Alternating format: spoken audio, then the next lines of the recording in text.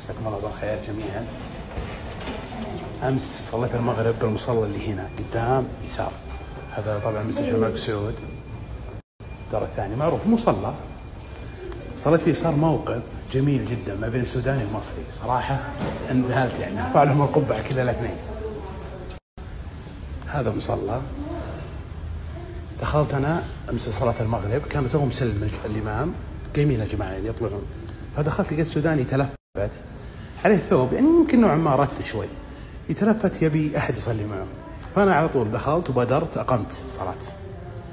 فقلت له تقدم، لا تقدم، المهم خليته يتقدم. جاء دكتور مصري صف معنا، صار قدام هنا السوداني، سجاده حمراء اذكرها هذه. اثناء الصلاه ما شاء الله غدا حولي صفين.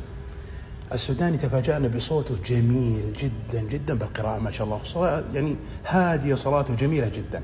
المهم بعد انتهاء الصلاة التفت السوداني، كان هنا، التفت أنا كنت هنا وجنبي مصري، في كذا طبيب من لبسهم يعني وهيئتهم سعوديين عليهم ثياب وشنو، المهم في كذا واحد من ضمنهم عمال نظافة.